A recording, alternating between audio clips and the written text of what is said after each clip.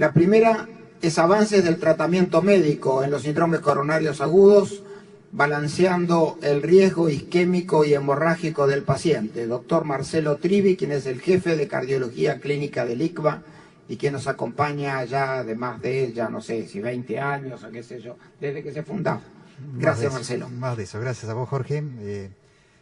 Gracias a vos por la presentación y, como siempre digo, por haber confiado en mí cuando era un chico.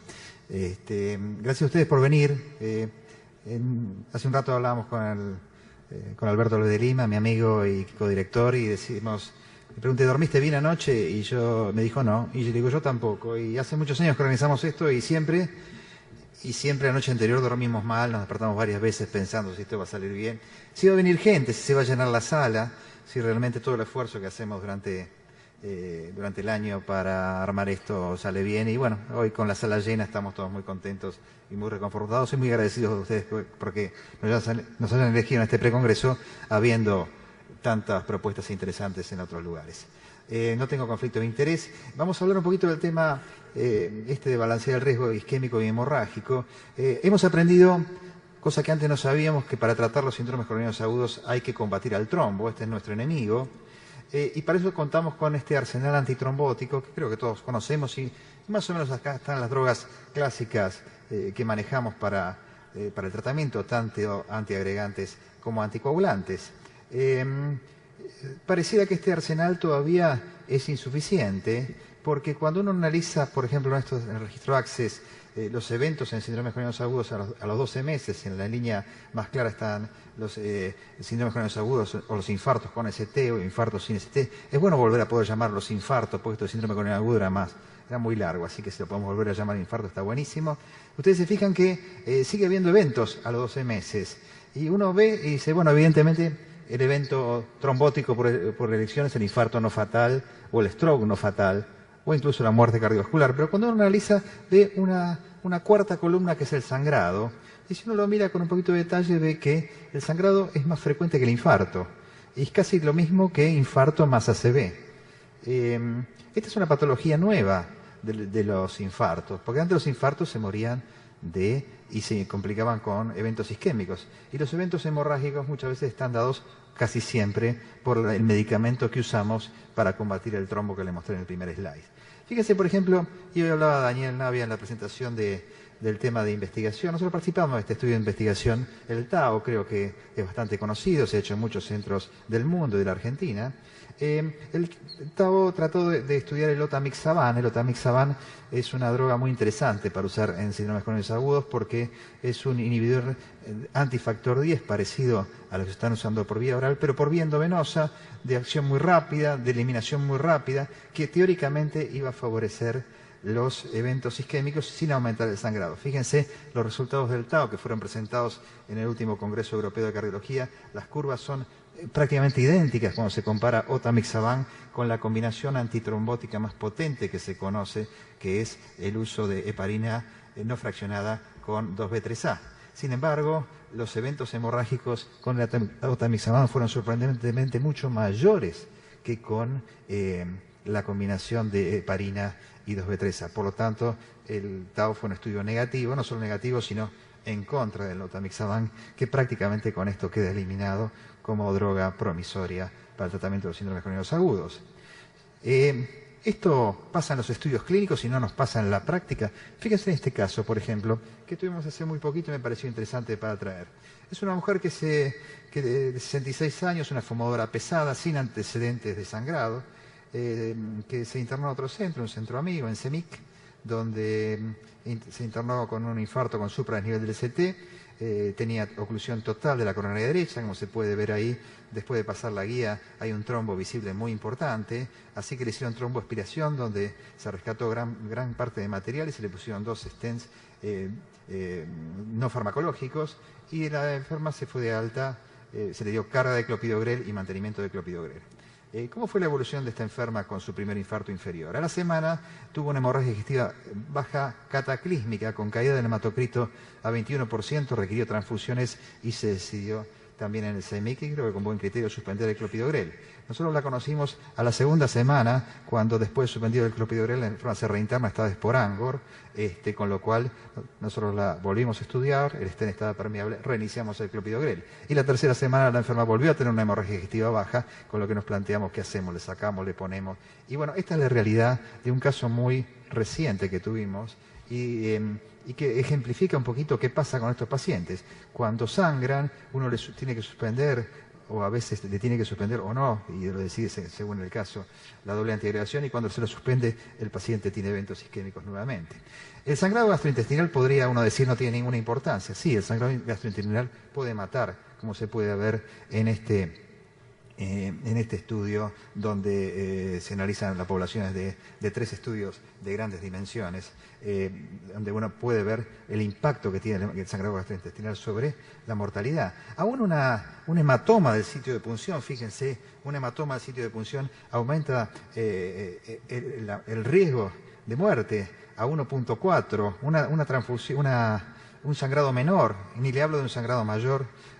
Fíjense las diferencias en el riesgo. Tener un sangrado mayor aumenta 5 veces la mortalidad al año, aunque se haya producido al mes del infarto. Y esto está ejemplificado, por ejemplo, en estas curvas groseras, donde se ve la diferencia en mortalidad en el acuity en pacientes sin hemorragia o con hemorragia mayor. Y no solo la hemorragia, la transfusión también es un factor de riesgo bien conocido. Los pacientes transfundidos andan peor y se muere más.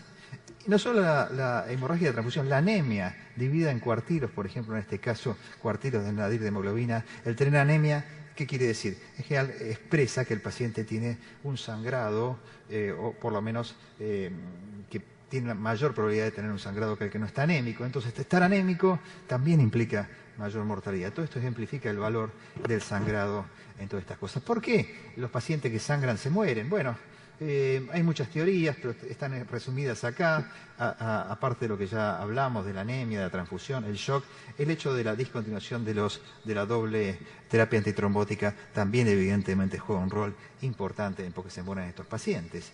Y la transfusión, como les dije antes, también tiene, tanto de sangre fresca como sangre de banco, también tiene un efecto deleterio en todo este proceso de los pacientes con síndromes coronarios agudos. Cuando analizamos el riesgo de un paciente con síndrome coronario agudo, cada vez más, y son recomendaciones ya fuertemente, por lo menos la Sociedad Europea de Cardiología, que recomienda el uso directamente del score Grace, reemplazando al score TIMI que usáramos durante mucho tiempo. Yo les traje un poquito el score Grace, que no es fácil de calcular en la mente como el TIMI, pero sí con la computadora o con el teléfono celular uno lo calcula fácilmente. Analicemos un poquito las variables, la edad, la frecuencia cardíaca, la presión sistólica. Todo esto son marcadores de riesgo isquémico. Cuando uno analiza un score de sangrado, también el recomendado por la Sociedad Europea es el Crusade, fíjense que varios de los factores que son riesgo de isquémico también son riesgo de sangrado. Por ejemplo, la creatinina es riesgo isquémico y riesgo de sangrado. La frecuencia cardíaca, la insuficiencia cardíaca o la presión arterial sistólica comparten esta situación de estrellas en ambos sistemas de puntaje, tanto para isquemia como para hemorragia. En esta tabla podemos ver qué pasa con distintas variables según el riesgo isquémico y hemorrágico. La edad, la frecuencia cardíaca, la creatinina y la insuficiencia cardíaca crecen en los dos puntajes. La presión arterial, en cambio, a mayor presión arterial, menor riesgo isquémico, pero el riesgo de sangrado a mayor presión arterial también aumenta, es decir, que en valores intermedios de presión arterial el riesgo de hemorragia es menor. El ST, los biomarcadores, el paro cardíaco aumenta el riesgo isquémico en el Grace, pero no cambia el Crusade.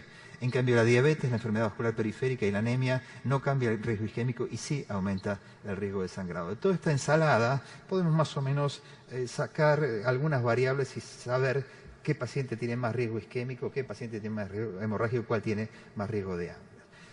Se han inventado varios scores, se han diseñado varios scores, prácticamente cada estudio ha hecho su propio score. Fíjense acá puse algunos de los que hay. Estos son basados en estudios con trombolíticos o terapia invasiva versus conservadora, y estos están basados en cardiología intervencionista. Hay tantos scores que recientemente Rosana Merán, que viene para el Congreso, y les recomiendo que la vean si realmente llega, porque es muy interesante y habla muy bien y es muy inteligente. Ella hizo o publicó en el Circulation esta escala de sangrado BARC, justamente para tratar de homogeneizar los niveles de sangrado. Lo divide en 5 tipos, está un poquito resumido. Me parece que este score BARC es el que se va a usar en forma rutinaria en el futuro, y por eso se los quería presentar. El score BARC también, a medida que aumenta el riesgo de sangrado. Rosana Merán también hizo un registro par, y yo no me voy a meter un poquito con esto porque se lo va a comentar Alfonsina en la charla que viene, pero realmente sabemos que la suspensión de la doble antiagregación se relaciona con eventos, sobre todo cuando la suspensión es por interrupción por alguna razón o porque la interrumpe el paciente. Como se ve acá, cuando es discontinuación, vale decir que el paciente cumple el periodo que tenía que recibir doble antiagregación y el médico se la suspende, esto es protector de eventos. Pero cuando el paciente la suspende por su cuenta o porque el médico se la suspende porque está sangrando, es predictor de eventos, y más predictor de eventos mientras más cercana a la angioplastía, como pasó en nuestra enferma. Entre las drogas que se usan habitualmente en cardiología, ustedes pueden ver que todas, incluso la aspirina, reduce el riesgo isquémico y aumenta ligeramente el riesgo de sangrado, salvo el fondaparinux y la bioluridina, que son las dos excepciones que parecían ser buenos antiisquémicos y no aumentar el riesgo de sangrado. Todas las demás prácticamente es una norma. Están reflejadas acá. Son las únicas que por ahí no aumenta el riesgo de sangrado y una preferiría en situaciones de riesgo de sangrado. Le decía que la aspirina también aumenta el riesgo de sangrado. Esto está demostrado en el WORST. Es un estudio que se publicó hace poquito y que muestra que en pacientes que por alguna razón necesitan anticoagulación, el mantenerlos con triple esquema antitrombótico aumenta el sangrado versus la combinación de habitualmente clopidogrel y dicumarínicos, suspendiendo la aspirina. La triple combinación aumenta el riesgo de sangrado y también aumenta el riesgo isquémico, seguramente por la misma razón que les había dicho antes, en la medida en que uno suspende el tratamiento anticoagulante porque el paciente sangra, también tiene más eventos isquémicos. Fíjense que en el estudio Plato, por ejemplo, hay beneficios en prácticamente todos los subgrupos, menos los que reciben dosis altas de aspirina. Los pacientes que reciben más de 300 miligramos de aspirina, como pasa en Estados Unidos, es lo que se ha dado en llamar la paradoja americana con el ticagrelor. Los pacientes andaban mejor con clopidogrel. Por lo tanto, hemos aprendido a raíz de este estudio que los nuevos antiagregantes hay que usarlos siempre con dosis bajas de aspirina. Al punto tal que se va por más, y este estudio que está en curso en Europa está probando el uso de ticagrelor exclusivamente sin aspirina después de un mes de la angioplastía, para ver si los pacientes sin aspirina tienen menos sangrado, y por ahí este problema del sangrado con los pacientes se puede resolver. Para terminar, les voy a presentar un estudio de Leandro Rodríguez, Nicolás Lalor y el grupo de cardiología del cardiovascular y de la Anchorena, o dicho de otra manera, del cardiovascular de Blanco Encalada y de la Anchorena, sobre predictor de riesgo de sangrado en pacientes con síndrome coronarios agudos sometidos a angioplastía. Fíjense que los pacientes con nuevos antiagregantes, vale decir, comparando clopidogrel versus prasugrel o ticagrelor, la mayoría de estos eran prasugrel, evidentemente reducen el riesgo de infarto, pero aumentan el riesgo de sangrado. Lo interesante de este estudio, la mayoría de las hemorragias obviamente son menores, pero lo interesante de este estudio, lo más interesante, y a mí me pareció provocativo y por eso se los muestro, que el sangrado es una variable prácticamente continua. Fíjese que prácticamente es una recta de sangrado, y la mayoría de los sangrados ocurren luego de la alta hospitalaria, durante el año de seguimiento, no durante la internación. El uso de nuevos antiagregantes evidentemente aumenta el riesgo de sangrado. Entonces, para terminar, tomé un viejo slide que le pedía a Fernando Boto que me lo prestara y que me accedió con gusto. Un viejo slide de Fernando que lo actualicé un poquitito sobre las banderitas y los riesgos isquémicos e hemorrágicos en síndromes coronarios agudos. Entonces, un paciente que tiene bajo riesgo isquémico y bajo riesgo hemorrágico, por ahí uno puede usar el tratamiento antitrombótico que más le guste. Cuando el riesgo isquémico es bajo, pero el riesgo hemorrágico es alto, tendría que usar drogas que tengan menos sangrado. Cuando el riesgo hemorrágico y isquémico ambos son altos, deberías usar drogas como el fondaparinux, la virina del clopidogrel. Cuando el riesgo isquémico es alto y el riesgo hemorrágico es bajo, en este caso sí utilizaría el mayor potencial antitrombótico de que disponga.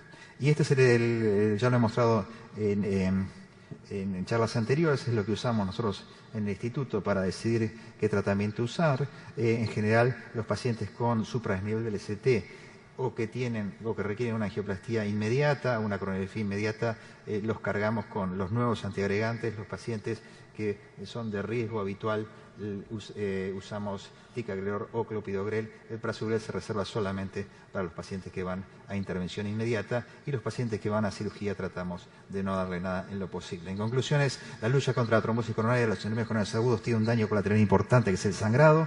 Los eventos hemorrágicos son actualmente más frecuentes que los isquémicos y tienen valor pronóstico. Debe individualizarse el riesgo de sangrado antes de decidir un tratamiento, y se están estudiando nuevas estrategias para reducir este flagelo. Muchas gracias por su atención.